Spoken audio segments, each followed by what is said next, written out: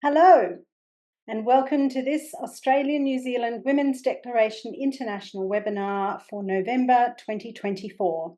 My name is Janet Fraser, coming to you from Gundarra, west of Sydney. I'm the convener of the Feminist Legal Clinic in Exile. Tonight I have Anna Kerr and Bronwyn Williams from the Feminist Legal Clinic doing tech with me, and Janet from Aotearoa. Wherever you're coming from this evening, we pay our respects to elders past, present, and emerging, but particularly the women of these places. We have three speakers tonight, whom I'll introduce in turn. A reminder that the presentation is recorded and question time is not. When we end for question time, I'd appreciate it if women use the Q&A box for written questions so I don't lose them in the chat. If you wish to speak, please use the raise your hand icon and I will keep a running list of the order in which I see you appear. And now to introduce our excellent speakers. Suzanne Levy has been involved in the gender critical movement since 2019, first as a supporter of standing up for women and later as spokeswoman and leader, dedicating time and energy for a movement she believes in passionately and wholeheartedly. Suzanne says, I was attracted to the SUFW organisation because of their logical, reasonable approach and their feminist principles. As a child of the 70s, I've benefited from the rights that the women before us bravely fought for, and I am proud to be holding the line now. Jill Ovens is the National Secretary and co-leader of the Women's Rights Party of Aotearoa, New Zealand, and a former union leader of 36 years. She attended the University of Auckland in the early 70s when women's liberation was very alive. Germaine Greer spoke on campus and had a big impact on her. Throughout the 1970s and 80s, she lived in the US, where she campaigned for the ratification of the Equal Rights Amendment to the US Constitution that would explicitly prohibit discrimination based on sex. She has held multiple positions, such as Senior Lecturer in Journalism at Auckland University of Technology, where she was also heavily involved in unionism and women's rights. With 20 other women, she founded the Women's Rights Party in April 2023, within days of the violence at the Auckland Let Women Speak event at Albert Park on the 25th of March. The party currently has around 750 financial members, including men as well as women. The Women's Rights Party was registered as a political party on the 28th of August 2023 and subsequently contested the 2023 general election with a list of 12 women. Hilary Oxley is from LAVA, Lesbian Action for Visibility in Aotearoa. Hilary is Pakeha, middle class and able-bodied. She lives in a village where usually about a dozen out lesbians have lived. Before that, she lived in the capital city, Te Whanganui a Tara, and was the scorer for a lesbian softball team, the Amazons, for many years. Having come out at 20 in the mid-70s and realising that political inequalities are embedded within our everyday lives, rather than focusing on just women's liberation or gay liberation, she chose to be involved with grassroots lesbian activism along with other lesbians. Welcome aboard, women. So I would like to hand over to Suzanne. Please, Suzanne. Thank you, Janet, and hello, everybody. I'm speaking tonight about a submission that Speak Up for Women put in September to the Law Commission, who are reviewing our Human Rights Act and whether or not it's suitable, offers suitable protection for transgender, non-binary people. So I'll start sharing my screen now. Right, hopefully everyone can see that. So in when was it? June this year, the Law Commission, who are an organisation in New Zealand who are responsible for making recommendations to Parliament on various legal issues. Parliament don't have to actually run with what they come up with, but they obviously do listen. In this case, an ex-minister, Kerry Allen, asked them to do a consultation on the Human Rights Act, and particularly to review the protections in the Human Rights Act for people who are transgender, people who are non-binary, and people with innate variations of sex characteristics. So in the Law Commission invited submissions from everybody. It was an open consultation. In February, they contacted Speak Up for Women and asked us to organise a meeting with them and sort of other like-minded gender critical groups, women's groups, which we did. And it was a fantastic opportunity to sort of work with these other groups and to also sit down with the Law Commission and ask questions, give them feedback, etc., before we actually made our actual submissions. So it was quite a good experience. And they gave us lunch, which was great. So you don't get that very often. And it was nice to be asked as well. So the consultation came out, I think, in June, and it was a 10-week consultation period. The consultation document was kind of ridiculous for your average person. It was about 80 questions, and you had to sort of go to an online form and work through each question one by one, and they all kind of matched back to a particular area of their consultation document, and it was pretty arduous. It was pretty terrible. But as a group, we didn't need to follow that particular way. We were able just to put in a written submission, sort of covering their questions and whatever else we wanted to say, which is what we did. So we wrote a document. Tanya Sturt, who's here tonight, she wrote it along with me. It was a huge piece of work over quite a few weeks. We were really happy with it in the end. We worked through quite a few issues. We didn't know exactly what outcome we were going for when we started, because we sort of asked ourselves questions as we went, and it was a really, really good process, and we're very happy with what we came up with in the end. And I think there's a link to it in the chat at the very top if you're interested. So what's going on here? So to start with, because it's to do with our Human Rights Act, which you won't all be familiar with. Some of you will be, but quite a few of you won't be. So back when we were working out how we were going to respond, we did a few workshops with Speak Up for Women supporters, and we did a little beginner's guide to the Human Rights Act. So I'm not going to go through the whole thing today, but I pulled out some slides that are sort of relevant just to bring people up to speed slightly with the way it works in New Zealand, because it's quite different to Australia. So it's our anti-discrimination law. It's very different, I think, to Australian law, but very similar to the UK Equality Act. They look really similar, particularly in relation to grounds for discrimination and what have you. Its aim is to provide better protection of human rights in New Zealand in general accordance with the United Nations Covenants and Conventions on Human Rights.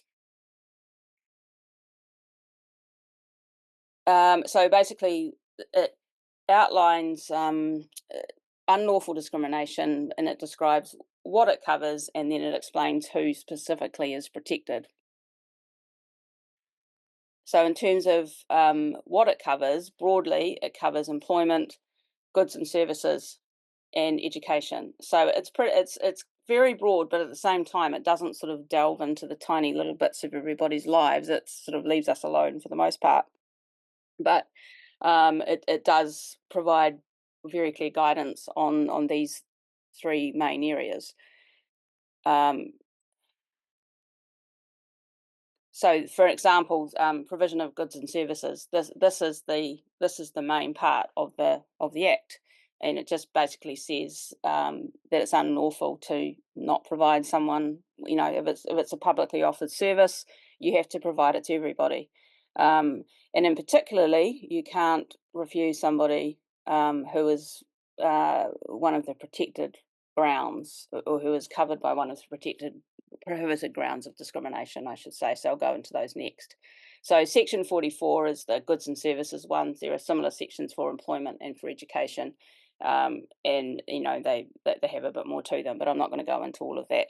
But basically, they say if you're providing a good or service, or you're an employer, or you're an education establishment, then you can't discriminate against people. And there are prohibited grounds of discrimination.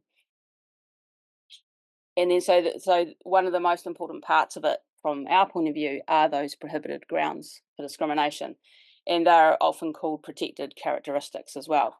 So these are the grounds that you're not allowed to discriminate on. So obviously sex is the first one. It doesn't describe them particularly, though. It does say with sex, it says includes childbirth, pregnancy and childbirth as well, and the rest of them have got sort of descriptions that go along with them, but very short descriptions. Most of them are self-explanatory. And these are the only grounds where it's prohibited for you to discriminate. So it's kind of, it is limited to these 13 particular characteristics. And so they're often referred to as protected characteristics, and some are defined clearly in the Act.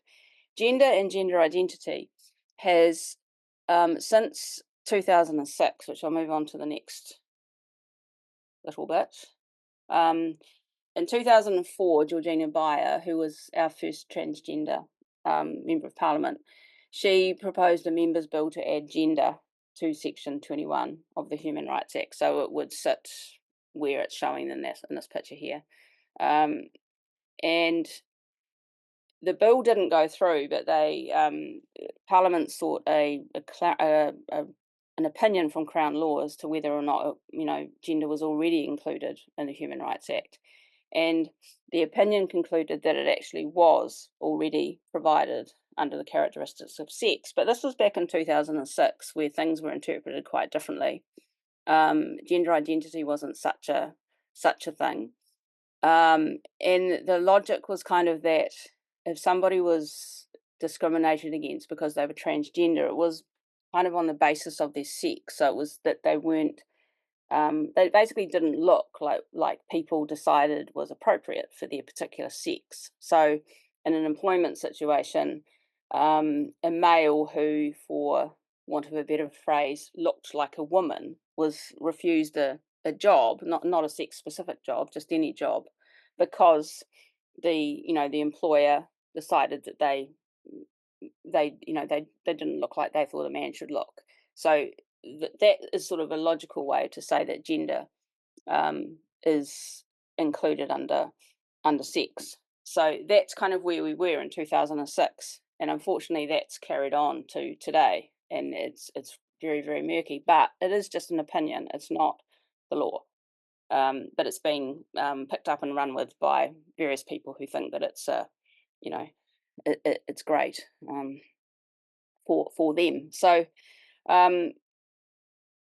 so Section 21 lists the protected characteristics, and it's obviously a very important part of the Act, but it's not actually the part that protects our single-sex spaces, services, and sports.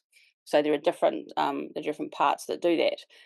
So as well as the Human Rights Act listing the areas where it's concerned, which is goods and services, education, and employment, the majority of the Act actually talks about the exceptions. So these are the situations where it's not unlawful to discriminate. So this is where it gets interesting, and this is where we're kind of concerned. So the most sort of obvious one and the easiest one to look at is actually not this one. These are in the wrong order. But this is still worth looking at. So this one says that so if you're providing goods and services and you're providing counselling or courses, you're allowed to discriminate, or it's not unlawful to discriminate on the basis of sex, race, ethnic or national origin, or sexual orientation, where highly personal matters, etc., are involved. So this means that it's not unlawful for you to say this particular counselling session is just for women, or just for lesbians, or whatever. So it allows, and the Act is just full of exceptions like this that cover various aspects. And then Section 46 is the one that covers sort of changing rooms and things, which in bathrooms. So this one basically says, that it's not unlawful to discriminate on the basis of sex, where public decency or public safety is an issue. So this is a really important one. This is the one that kind of comes into play with changing rooms and bathrooms. And obviously it's really important, and it's just about sex. So it's no other grounds of discrimination are included. It's just sex. It's the single one of the 13.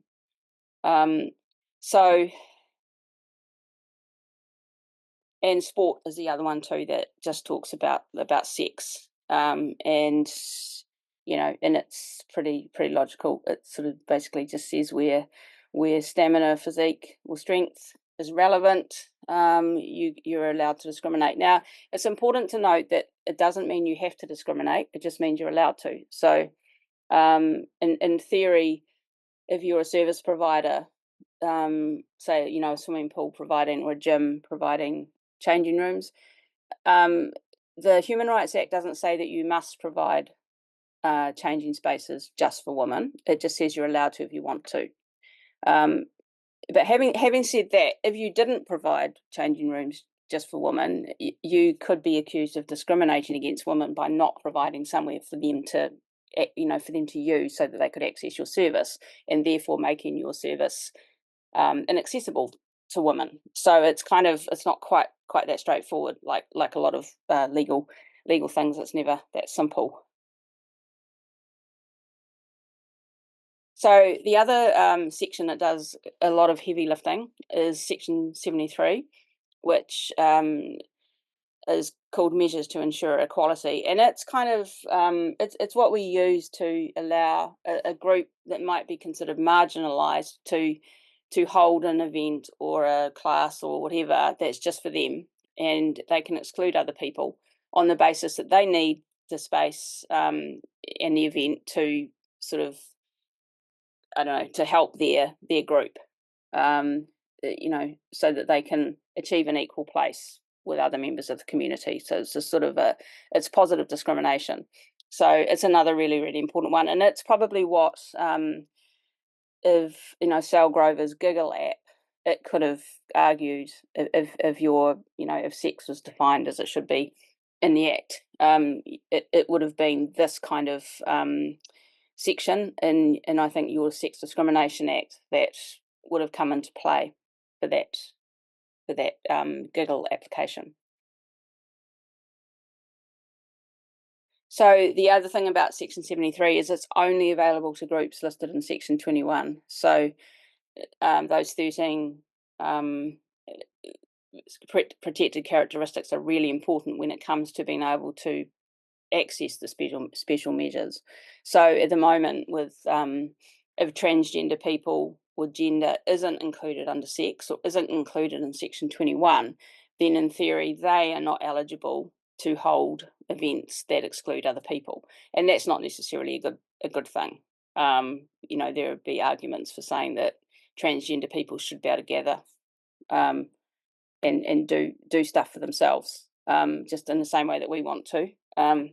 Yes, and the only difference is obviously that we're not stopping them.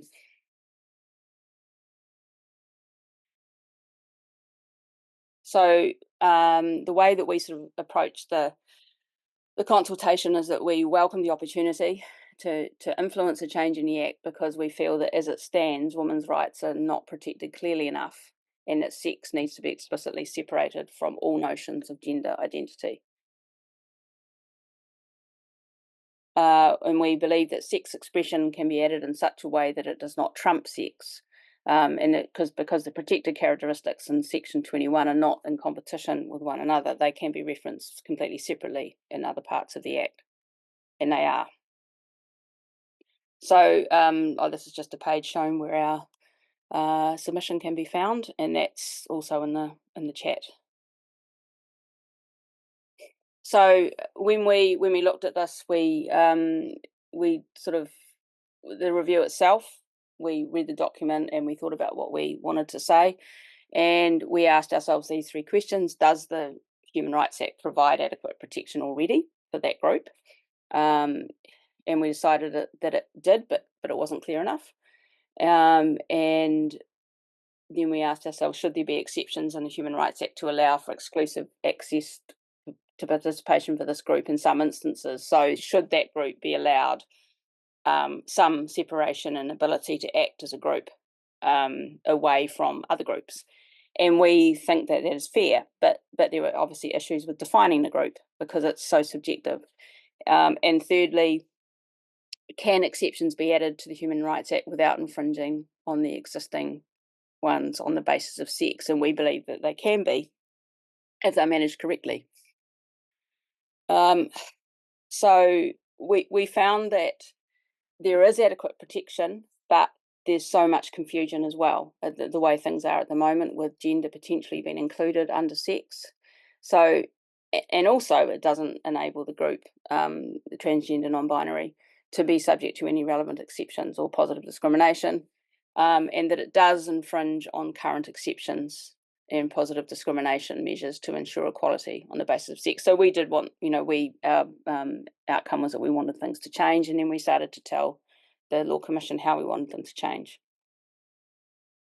So our number one priority was to protect and strengthen the protected characteristics of sex. We wanted to ensure that the exceptions on the basis of sex remained and were clarified where necessary. So the ones that I just showed you about sports, about changing rooms, counselling, etc. So we wanted to make sure that sex remained in there.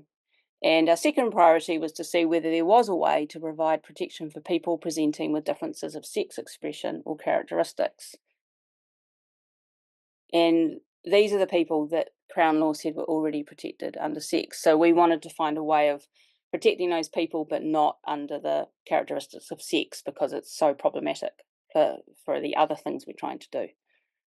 So we proposed two amendments, and the first one was just a really clear biological definition to the ground of sex.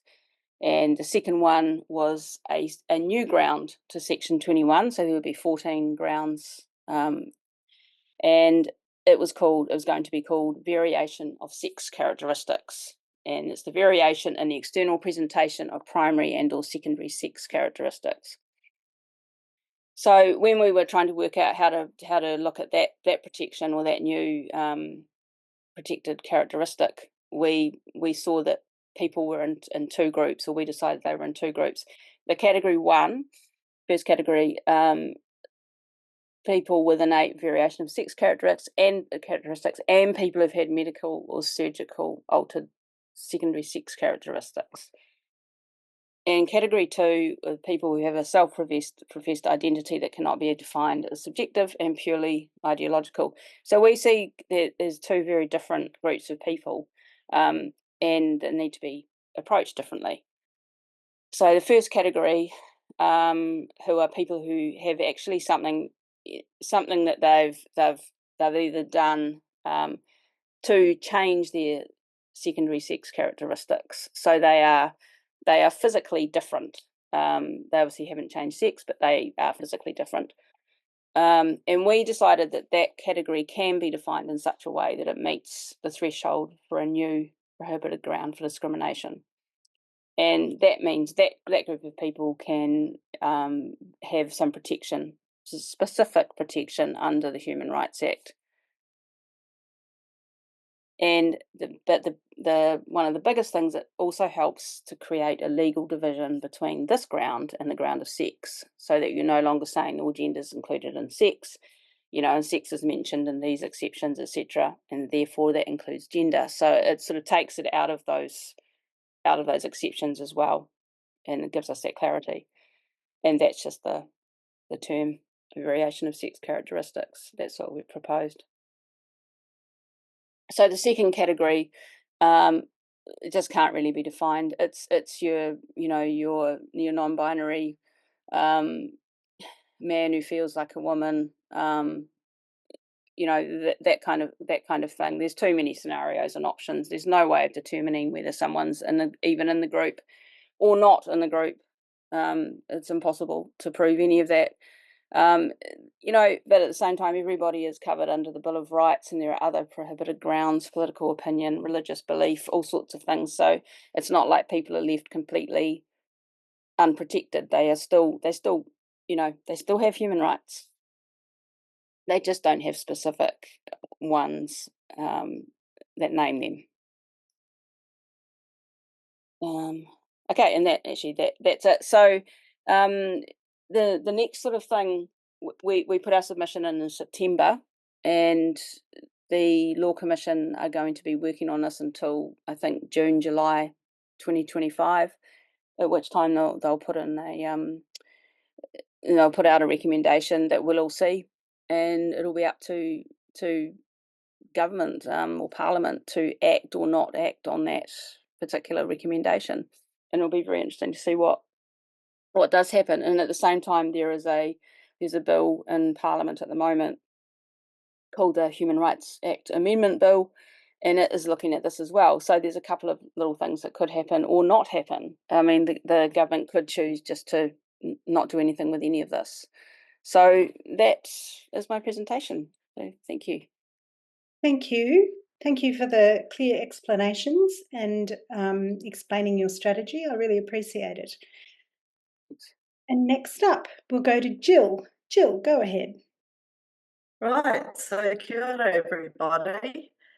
We made a joint submission into that Law Commission review as well as the Women's Rights Party and WDI New Zealand, and we've also recently submitted on a revised Improvements for Surrogacy Arrangements in New Zealand bill.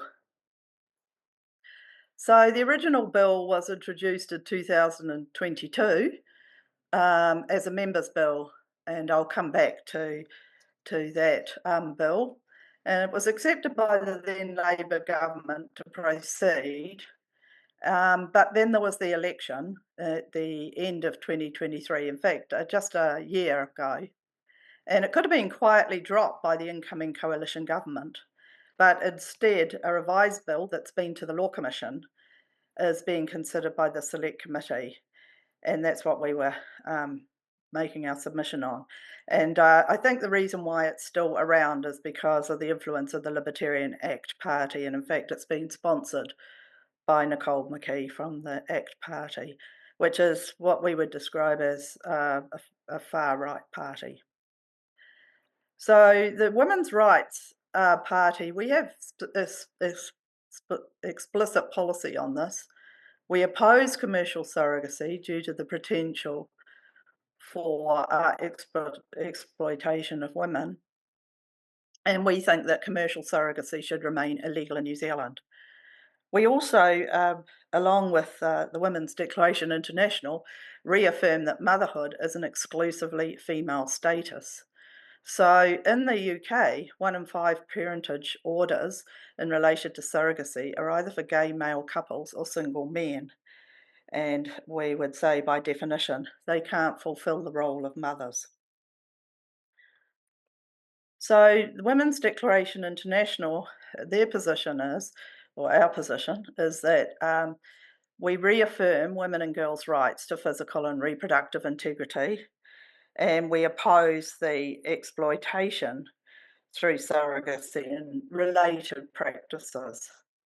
And so if you look at WDI Article 3, it talks about harmful practices such as forced pregnancies and commercial or altruistic exploitation of women's reproductive capacities involved in surrogate motherhood, and that these should be eliminated as forms of sex-based discrimination. So both the Women's Rights Party and WDI also oppose international surrogacy. In our submission, we asked whether having a biological child is a human right, and we asked whether this would imply a societal duty to provide babies to people who can't have their own children. And we questioned about the child's human rights, as well as safeguards that are in place to ensure babies aren't being commissioned by paedophiles. And then we asked, is it ethical to commission a baby with the deliberate intention to bring it up without its mother? So our submission covered the current situation, why we oppose the original bill, changes in the revised bill, transferring parentage from the birth mother to the intending parents, international surrogacy, and like Suzanne was talking about the 80 questions that the Law Commission asked in the Human Rights submission that we were supposed to answer. Well, this one was similar. It had a whole range of questions which we chose by and large not to answer, and then we told them about questions we thought they should have asked, but they didn't. So the current situation is that when a baby is born to a surrogate mother, either in New Zealand or overseas, the intending parents must apply to adopt the baby after the birth in order to become the baby's legal parent. So we support a process that allows the birth mother time to reconsider her decision following the baby's birth. And our view is that the current adoption process does allow for this. So the surrogate mother, surrogacy arrangements are legal in New Zealand. You can make arrangements, but currently these arrangements are not legally enforceable. So in other words, it's not against the law to have such arrangements, but a person cannot go to the courts to get the courts to enforce whatever was decided by the people involved when they made the arrangement. So the surrogate mother is automatically the legal parent or caregiver of the child she's carrying. And the intending parents have no legal rights to the child before or after the birth unless they adopt the child. So even if there's an arrangement with a surrogate mother for intending parents to adopt the child after birth, a surrogate mother who wants to change her mind and cancel the arrangement, she can do that and raise the child herself under the current legislation. And as of now, a surrogate mother cannot be forced to give up the child, even if the baby's conception involved donations of sperm or eggs from one or both of the intending parents. So you can see here what the concern is about for the intending parents, because they want to protect their legal status. But in our view, the rights of the birth mother and the surrogate born child must be the prime concern of the law. So in 2022, Tamati Coffey, who was a Labour MP at the time, and he with his partner Tim had 2 children born via surrogacy. And they lodged, or at least Tamati did, lodged a private members' bill. And the aim of that was to simplify surrogacy arrangements, to ensure completeness of information recorded on birth certificates, and to provide a mechanism for enforcement of surrogacy arrangements. So you can see why we would oppose that bill. I spoke to Tamati at the time that he was getting that bill ready to introduce, and it was his view that the adoption process was too long and didn't provide the necessary support for the intending parents. So we opposed that original bill because it would have provided the intending parents with automatic legal status at the point custody was transferred, which is often at the birth or very soon after. And the intending parents would have all the rights and liabilities as parents of the child. And if the mother didn't hand over the baby, they could apply to the court to enforce the surrogacy arrangement. And the birth mother must transfer then the parentage within 10 days of the birth. So it did not protect the interests of either the birth mother or the child. And it failed to recognise that the unborn child is already interacting with his or her birth mother in utero.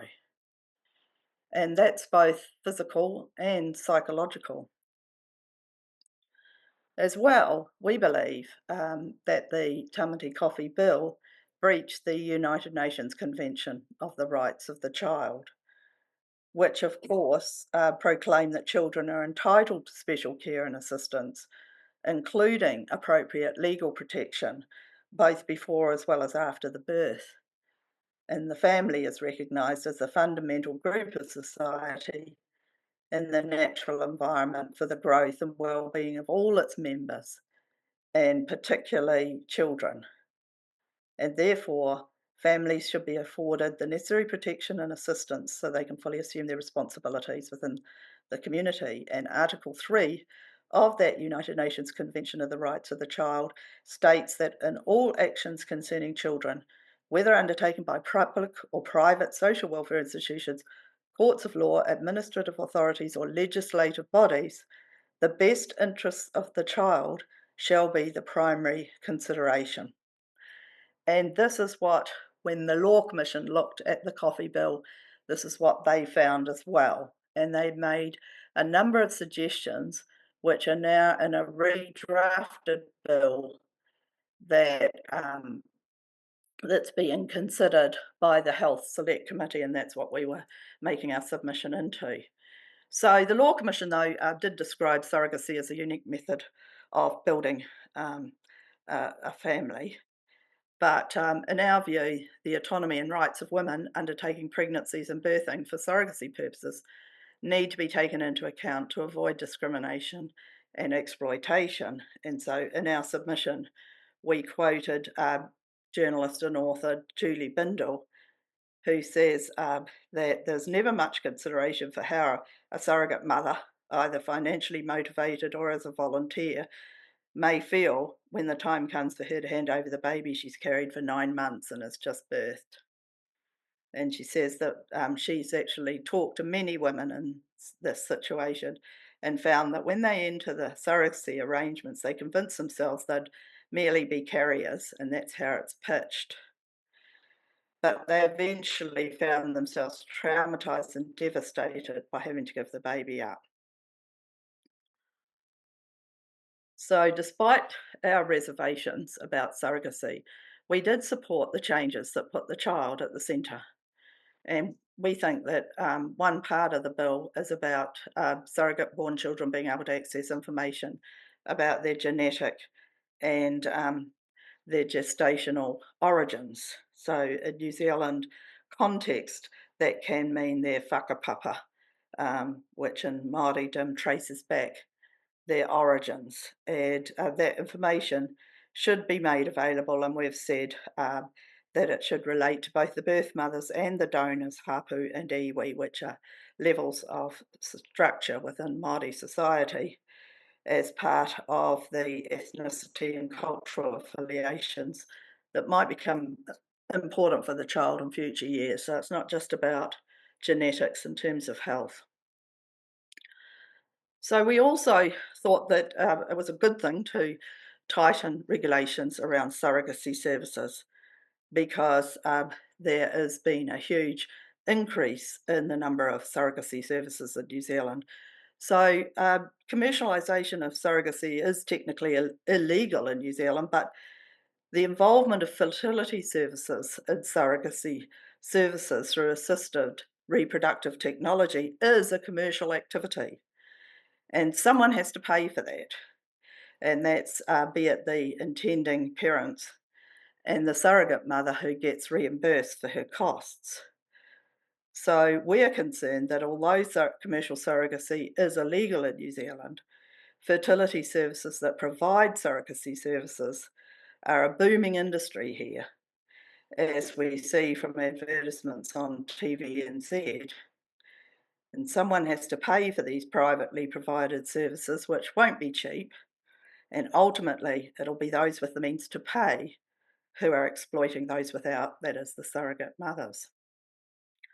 And we note from a previous feminist question time with Helen Gibson from Surrogacy Concerns in the UK that the number of surrogacy arrangements has risen rapidly with the widespread use of assisted reproductive technology there. And where in the 1990s most surrogacy arrangements would have been with women who couldn't have their own babies, now many of those seeking surrogate services are gay males or single men. And more than half are well past childbearing age. So of the 500 plus parental orders in England and Wales in 2023, 293 were to couples or single intending parents aged 50, over 50, and 43 were over 60. In fact, there was one man who's 72. So one has to seriously question in whose interest does this serve, the intending parents or the child. The other thing that is part of this is the issue about egg harvesting, which has been promoted by fertility of equality and career progression for women. In other words, you can have your eggs harvested, you can get on with your career, and then when you hit the age where you're not likely to get pregnant by the usual means, there's eggs that have been harvested and embryos ready to be implanted. So what happens is this bill does restrict harvesting eggs from minors, and the ethics committee can cancel approval for a surrogacy arrangement if the procedure poses a serious risk to human health and safety. And we do support measures to protect the health and safety of the surrogate mother. In New Zealand, it is quite common for altruistic arrangements whereby somebody will agree to have a baby for her sister or somebody else in the family, and then following the birth, the baby goes to those parents. But usually, and this can be really successful, usually where there's continuing contact and there's transparency about the arrangements that have been made. However, as Bindle reports, she's met many women who've been severely traumatised by their experience as surrogates' mother. And she says, we rarely hear from them. The surrogacy industry and its many supporters focus their attention on the feelings and desires of the commissioning parents, and they fail to pay any attention to the suffering of the women who make all this possible. So the process that's been put forward in the revised bill is a process called operation of law, which instead of being an adoption process, the mother signs a statutory declaration in the presence of a lawyer, and that's simply recorded by the court. But you can't do that, according to this bill, for 7 days till 7 days have passed after the birth. Now, we didn't think that was long enough, and we suggested 2 weeks, but we changed that at our oral submission and said it should be 6 weeks, which is in line with what's in the UK. So the thing about it is that a change has been made where the birth mother is the sole parent until the parental rights have been transferred. Even if the birth mother has a partner, previously her partner had to have a say as well. And we did not support the idea that was put forward in the revised bill of shared guardianship with the intended parents before transfer. We do think that it's really important that the mother makes a decision that she can live with. So moving on to international surrogacy, and we recognise there are really significant legal, social and ethical issues. We heard from Helen Gibson that UK surrogacy brokering services are operating in the UK with countries where commercial surrogacy is legal, even though in the UK commercial surrogacy is illegal as it is in New Zealand.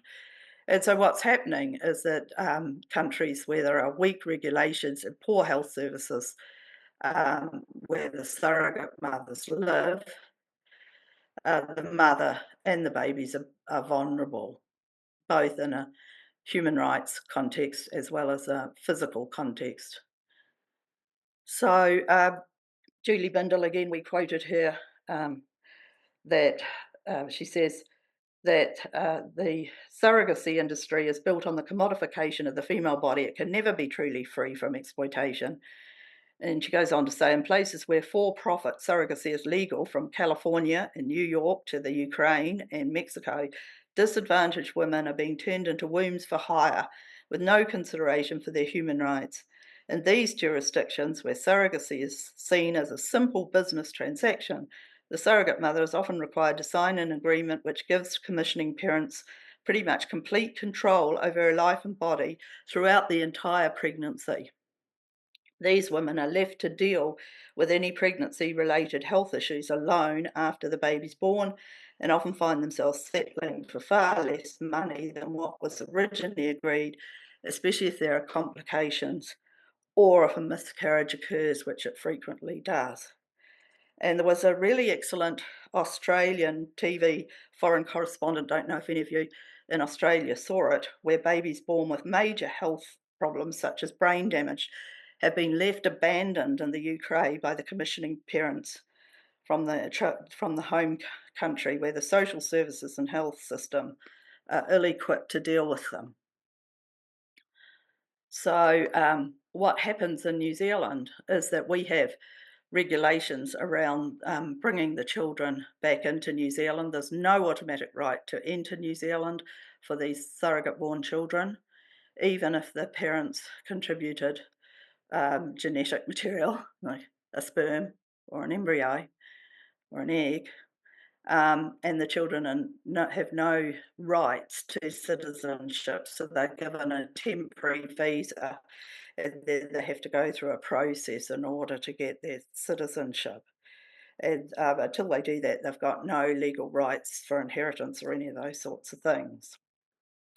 And, we note that some countries have banned commercial surrogacy, and that these include Thailand, Nepal, India, and Cambodia. But in her presentation, Helen Gibson said Thailand and Taiwan are considering opening their doors, which would be very serious for those of us in Australia and New Zealand, because it would be a lot easier to go there than some of these other countries for our people. We noted that there was no data available on surrogacy in New Zealand because it's an adoption process, so the data is mixed up, and there's no provision in the revised bill for that. So just to make it clear, as I finish up, we unequivocally oppose international surrogacy, and we've also called for a ban on the export of eggs or embryos by a New Zealand fertility clinic for the purposes of commissioning a commercial gestational surrogacy. And these are the questions that we told the Select Committee they should have asked. Can surrogacy ever be free of, whether it's commercial or altruistic, of exploitation of a woman's reproductive capacities? Secondly, can we ever eliminate the coercive element inherent in the practice of surrogacy? And even in New Zealand, where commercial surrogacy is against the law, do we have a situation where those with means can essentially buy a baby to be carried and birthed by women who become a commodity in a profit-driven transaction? Then we asked, do modern reproductive technologies used in surrogacy create so much risk of harm that permitting them for this use should be banned? And should traditional surrogacy be less restrictive? Because currently it's only allowed for sisters and cousins. So we asked the question I talked about before, is having a baby through surrogacy really a human right? Should couples or single parents in their 50s or 60s be allowed to commission a baby? And should we ban international surrogacy by New Zealand citizens? And then we ask, could growing a new life in your womb, birthing that life with great risk to your own well-being, and then handing a baby over to the person who commissioned it, ever be considered just another type of work? And that's a quote from Julie Bindel. And we did leave the last word to her. Those gushing about the joy that surrogacy brings to the lives of commissioning parents and claiming it as a human right to have a biological child should take some time to consider the many wrongs being done to the women used as surrogates, and we would add, and to the children. That's me. Thank you, Jill. That was chillingly awful, as it always is on surrogacy, but thank you so much for your work and clear explanations. So, our last speaker for the evening before questions is Hilary. Hilary, take it away. Hi, thank you. I'm from LAVA, Lesbian Action for Visibility in Aotearoa. In 2023, we, LAVA, lodged a potentially groundbreaking claim with the New Zealand Human Rights Review Tribunal against the Wellington Pride for refusing us a stall at the annual Out in the City fair in March 2021. So I want to tell you about the claim and to ask for your support to promote information about our cause and the fundraising campaign and of course to donate to it if you can. Lava is a typical gender-critical lesbian group with the usual concerns and strategies. We assert that lesbians are same-sex attracted women. We, like other lesbians who know that a man is a he, will not permit men into lesbian-only or women's spaces. Lava is a lesbian-only group formed in 1988 originally to bring attention to discrimination against lesbians by tackling the Human Rights Bill, which was being proposed at that time. The proposed bill included lesbians under the general term homosexual, which is commonly understood as only referring to men. So being aware of lesbian invisibility, we lobbied for the word lesbian to be included in the bill rather than just including us under the broad category of homosexual. As a result, New Zealand became the first country in the world to use the word lesbian in legislation. Our Human Rights Act 1998 protects lesbians from the discrimination on the grounds of our sexual orientation, our same-sex attraction, not our same-gender attraction. Over the last 5 decades, Lava lesbians have worked tirelessly with other groups, queer groups, women's groups, gay, lesbian only, plus with our wider New Zealand community and MPs on a range of issues related to lesbian visibility. We have been part of both grassroots organisations and government advisory groups. The current Lava lesbians came out in the 50s, 60s, 70s, 80s, 90s. Because of homophobia and sex role stereotypes, many of us in the past would have transed when we were younger, if that had been possible then. And we are so glad that we could not. We resurrected Lava in 2020, when many of us realised that rainbow advisory groups in government departments weren't actually representing lesbians or gays. They were focusing on trans people and trans issues.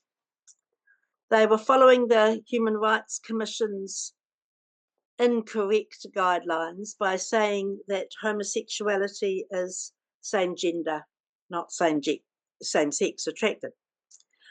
Lesbians and to a degree gay men were becoming more and more invisible.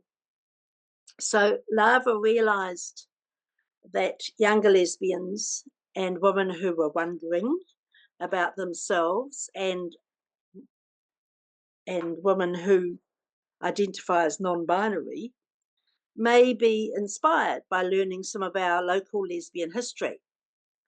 So we decided to make a map to inform and inspire them.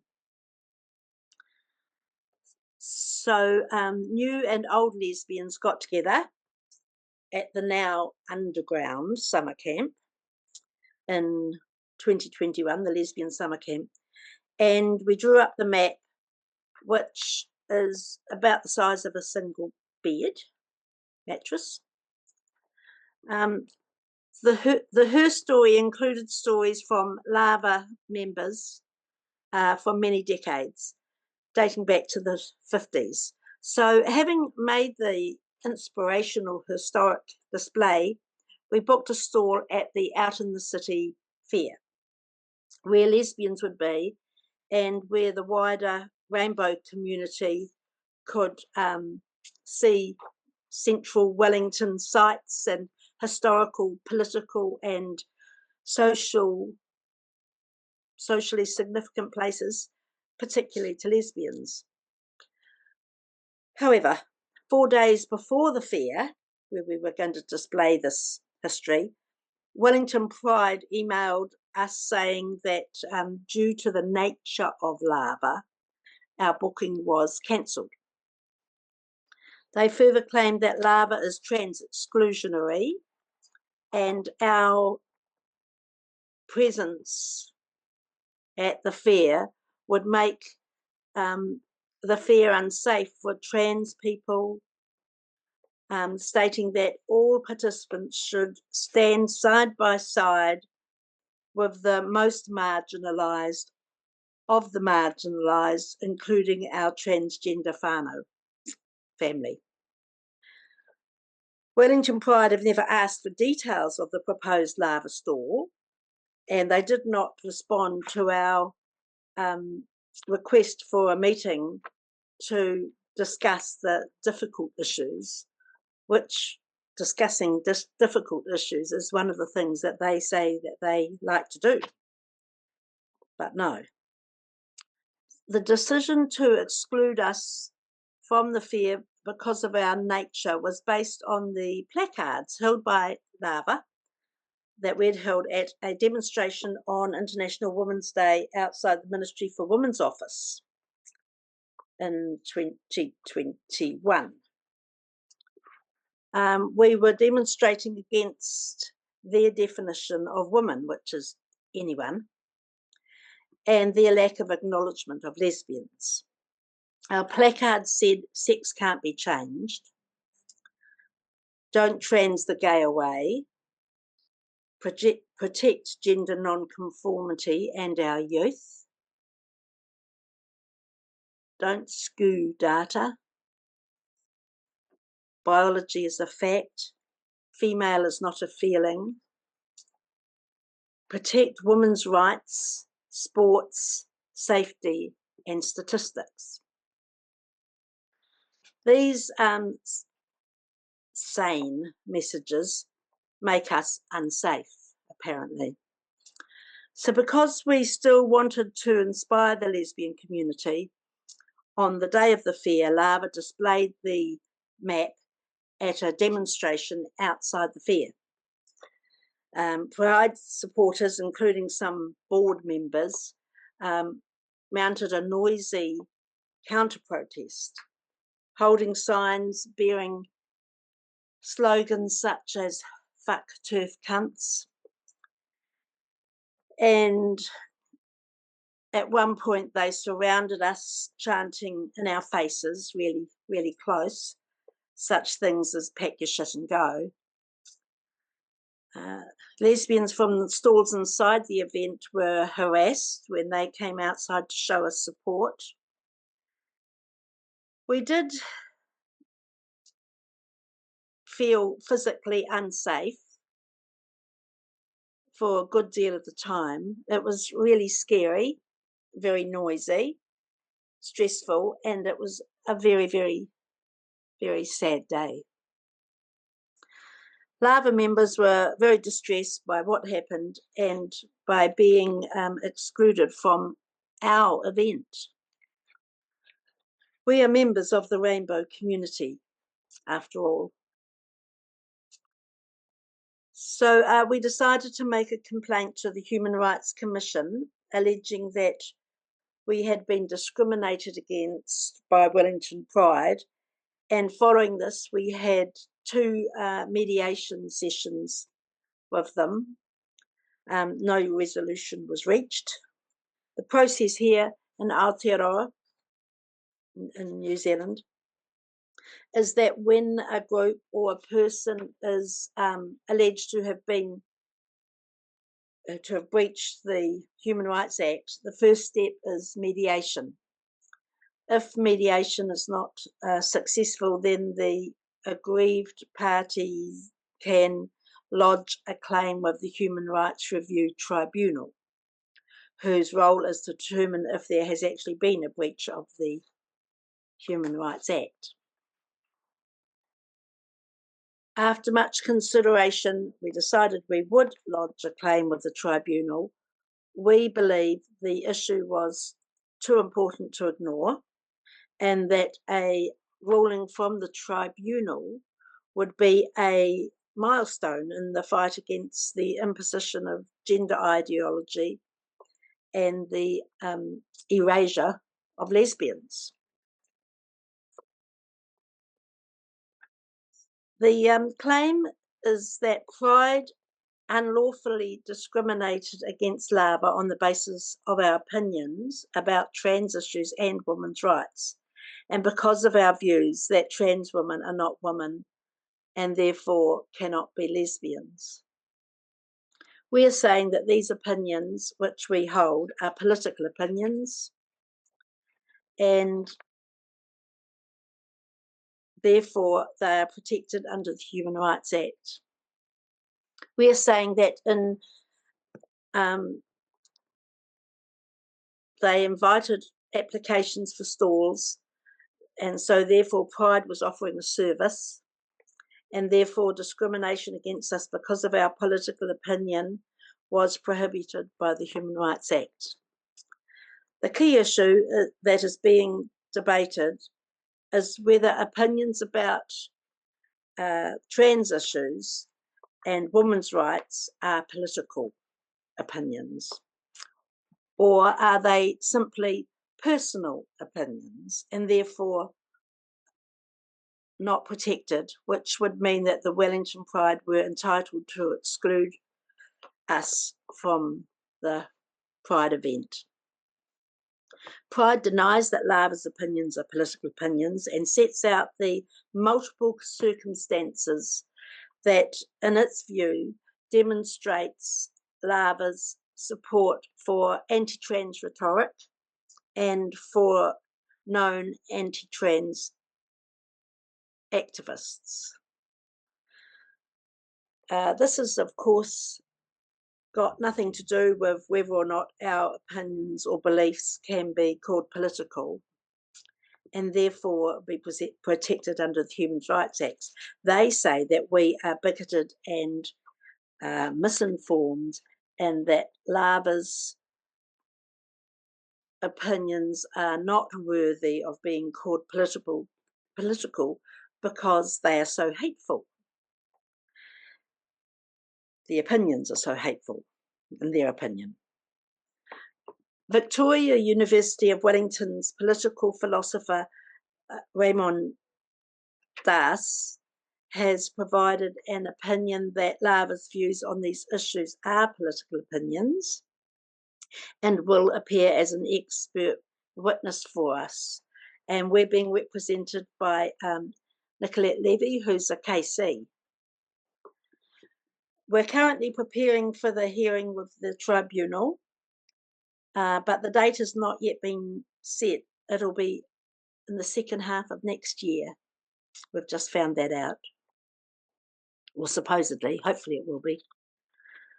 LABA's case is important for everyone with gender critical or sex realist beliefs, because the debate over whether views such as ours are worthy of respect in a democratic society has not yet been had in New Zealand. No New Zealand court has confirmed that opinions such as ours are political, and that discrimination against people for holding these views is prohibited by the Human Rights Act yet.